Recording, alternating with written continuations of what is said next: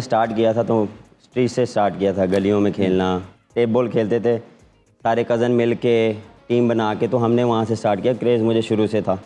फिर मैंने later on अब्बा जी का कहा मैंने प्रोफेशनल खेलनी है, तो वो फिर हमें लेके गए क्लब में। 3 मैचेस मिले थे लेकिन कुछ भी नहीं हुआ।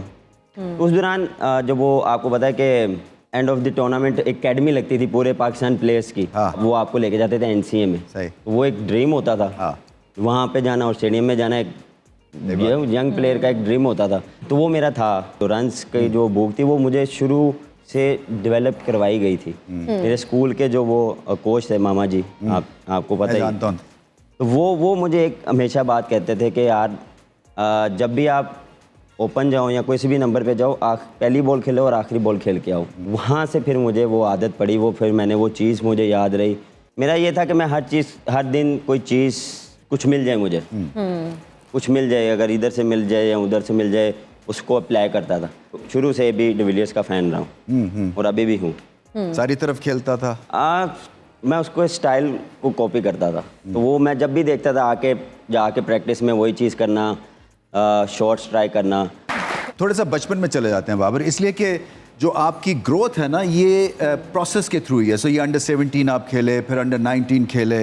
सो हम कई दफ़ा बड़े क्रिटिकल रहते हैं अपने जो हमारे इस तरह के सेटअप्स हैं ना कि नहीं ये ठीक नहीं है, इसमें इम्प्रूवमेंट की ज़रूरत है। मगर आप एक जीतती जागती हमारे लिए एक एग्जाम्पल है जिसने प्रोसेस के थ्रू ग्रेटनेस अचीव की है। भाई जब मैंने स्टार्ट किया था तो स्ट्रीट से स्टार्ट किया था, गलियों में खेलना, टेप बॉल खेलते थे सारे कज़न मिल के टीम बना के, तो हमने वहाँ से स्टार्ट किया। क्रेज़ मुझे शुरू से था। फिर मैंने लेटर ऑन अब्बा जी का कहा मैंने प्रोफेशनल खेलनी है, तो वो फिर हमें लेके गए क्लब में। तो वहाँ से फिर जर्नी स्टार्ट हुई। वहाँ से फिर जब आपको पता है जब आप कोई नई चीज़ करते हैं तो उसमें आप बहुत ज़्यादा इन्वॉल्व हो जाते हैं, बहुत ज़्यादा आपको पैशन आया था। तो उसमें बहुत मेरा वो पैशन था और स्टार्ट किया। 1 साल बाद ट्रायल्स अंडर 15 के सेलेक्ट हुए और फिर मैचेस खेले हैं जिसमें स्टार्ट के जो 3 मैचेस ही मिले थे। आपको पता है कि उस टाइम आपको बहुत कम मैचेस मिलते थे, तो 3 मैचेस मिले थे लेकिन कुछ भी नहीं हुआ। उस दौरान जब वो आपको पता है कि end of the tournament academy लगती थी पूरे पाकिस्तान प्लेयर्स की, वो आपको लेके जाते थे एनसीए में। तो वो एक ड्रीम होता था वहाँ पे जाना और स्टेडियम में जाना, एक यंग प्लेयर का एक ड्रीम होता था। तो वो मेरा था, एक ड्रीम था।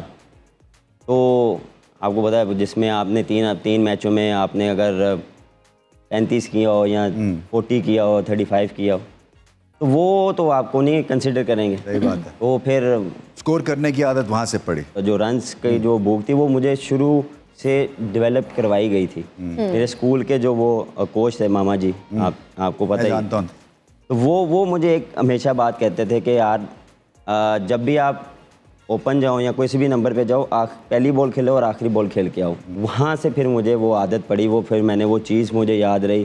तो मैं कोशिश करता था कि जितना मैं अंदर हूँ वो मेरे लिए अच्छा है।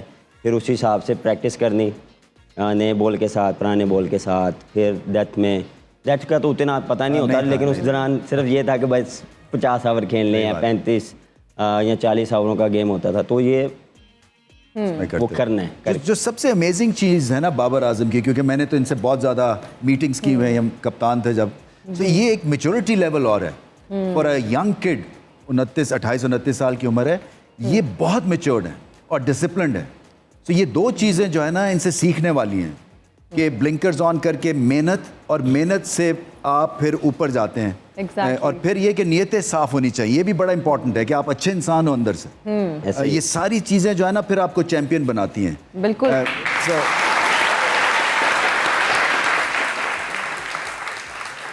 जो इंटरेस्टिंग चीज़ है ना बाबर, वो यही है कि इतनी यंग एज में आपकी इम्प्रूवमेंट जो है वो ट्रिमेंडस थी। क्योंकि बैटिंग में देखिए, बॉलिंग में हमारे पास हमेशा सुपरस्टार्स रहे हैं, बैटिंग में गिने चुने हैं 4-5। सो उसमें, और फिर आपकी एक कज़न ब्रादरी है, आपके कज़न्स जो थे ऑलरेडी पाकिस्तान के उस वक्त खेल चुके थे। सो ये माहौल से आपको फ़र्क ज़रूर पड़ा होगा। बट मैं ये समझना चाहता हूँ कि ये जो प्रोसेस था आपका, उसमें डिसिप्लिन, हार्ड वर्क और फिर गेम की समझ, और कब आपको सेल्फ क्रिटिकल, सेल्फ एनालिसिस, ये सब अगर आप डालते हैं तो ये फिर ही प्रोग्रेस होता है ना। तो आप समझते हैं कि 8-9 जगहों के ऊपर आप फाइट कर रहे थे। काइंड ऑफ आप देखें, जब आप स्टार्ट करते हैं तो आपके पास इतना नॉलेज नहीं होता। आप जस्ट उसको जो भी आप सीखते हैं या जो भी आपको बताया जाता है तो आप उसको कोशिश करते हैं कि डेवलप किया जाए डे बाय डे। हर चीज़ कोई, मेरा ये था कि मैं हर दिन कोई चीज़ कुछ मिल जाए मुझे, कुछ मिल जाए, अगर इधर से मिल जाए या उधर से मिल जाए, उसको अप्लाई करता था। शुरू से भी डिविलियर्स का फ़ैन रहा हूँ और अभी भी हूँ। सारी तरफ खेलता था। मैं उसको स्टाइल को कॉपी करता था, तो वो मैं जब भी देखता था जाके प्रैक्टिस में वही चीज़ करना, शॉट्स ट्राई करना, तो वो चीज़ जो है वो मैं शुरू में जब भी जाता था तो वो मैं अप्लाई करता था। अच्छा, अक्सर ये कहा जाता है कि कुछ पाने के लिए कुछ खोना भी पड़ता है, और हम जब आपके बारे में सारा कुछ देख रहे थे, रिसर्च कर रहे थे, तो आई एम श्योर आपने भी बहुत सारे ऐसे फैमिली के इवेंट्स होंगे जो आप अटेंड नहीं कर पाए होंगे। तो अपने मकसद को हासिल करने के लिए आपने क्या खोया? खोया तो काफ़ी कुछ था। भाई की शादी जी थी। नहीं गए? नहीं, मेहंदी पे, I वो think। मेहंदी से ही मैं एयरपोर्ट पे गया हूँ, मेहंदी लेके गए हैं, वहीं से सीधा फिर एयरपोर्ट, वहाँ से न्यूजीलैंड। ये अपनी शादी पे ये ना करना है। मैं पता नहीं खुद होता कि नहीं। अब जब दादी की डेथ हुई थी, उस दौरान मैं इस्लामाबाद में था, फर्स्ट क्लास खेल रहा था। पता लगा उसके बाद क्या मुझे डेवो नहीं मिली, डेवो ही नहीं मिल रही, टाइम से मिली नहीं। लेकिन वो है कि आखिरी टाइम पे मैं देख नहीं सका क्योंकि वो टाइम बहुत लेट हो गया था। Fortunate। तो वो जब मुझे याद है, मेरे तैयबू की भी जब डेथ हुई थी, मंडे 19 खेल रहा था, उनके साथ अटैचमेंट बहुत थी, लेकिन उस दौरान मैं साउथ अफ्रीका में था। तो वो आप कुछ ना कुछ जो है वो करते हैं, लेकिन उनकी मेरे ख्याल से दुआओं के साथ, उनके ही जो सपोर्ट और घर वालों की सपोर्ट के साथ यहाँ बैठे हैं और अल्लाह का शुक्र है, इसमें जितना अल्लाह का शुक्र अदा करते हैं। फैशन आपको पसंद आया इनका? फैशन इतने स्टाइलिश हैं आप और इतने फैशनेबल हैं, तो ये कहाँ से शौक आया? और अभी तक मॉडलिंग की आई एम श्योर बहुत ऑफर्स आती होंगी, फिल्म्स की कोई ऑफर्स आई? नहीं, मुझे ज़रा शौक नहीं है मॉडलिंग शॉडलिंग और एक्टिंग शैटिंग। मैं देखता बहुत हूँ, देखी बहुत, लेकिन ये स्टाइल रोज़ ही देखता। हमारे क्रिकेटर्स खासे बड़े बड़े मॉडल्स हैं, आपको पता होना नहीं, माशाल्लाह बड़े बड़े अच्छे प्लेयर हमारे मॉडलिंग करते हैं, मतलब तो ये इतने ड्रेसिंग करते स्टाइलिश है, हैं। इतना स्टाइल कहाँ से आया? देख देख नॉलेज देखें, नॉलेज है वो लेना चाहिए आपको। देख के रमीज़ भाई को देख लें। अरे वाह वाह, तालियां हो जाए। ये 4 दफा चलाना ये बार रिपीट करना है। रमेश भाई को जब भी देखा हाँ है, जी। ऊपर से लेके नीचे तक, ये हमेशा जो है वो स्टाइलिश। अच्छा, बाबर का हमने देखा है कि इनकी वालदा के साथ बहुत अच्छा बॉन्ड है और हम अक्सर देखते भी हैं आपकी पिक्चर्स उनके साथ। तो जब आप ट्रैवल करते हैं तो अम्मी को कितना ज़्यादा आप मिस करते हैं? बहुत ज़्यादा मिस करता हूँ। हाँ, मेरी अटैचमेंट उनके साथ बहुत ज़्यादा है। वाले साहब के साथ तो है ही है, उनके साथ एक डिफरेंट मेरा कनेक्शन है, लेकिन वालदा के साथ उन्होंने सेक्रीफाइस बहुत किए हैं उन्होंने मेरे लिए। बहुत उन्होंने मुझे संभाला है, सपोर्ट की है, क्योंकि उनके सपोर्ट के बगैर मैं नहीं चल सकता था। और हमेशा ही वो दुआओं में याद रखती हैं, और मैं कोशिश करता हूँ कि जब भी टाइम मिले मैं उनके साथ टाइम स्पेंड करता हूँ, पास रहता हूँ। अब्बा जी की जिस तरह मैंने अभी बात की, उनकी बहुत सेक्रीफाइसेस हैं।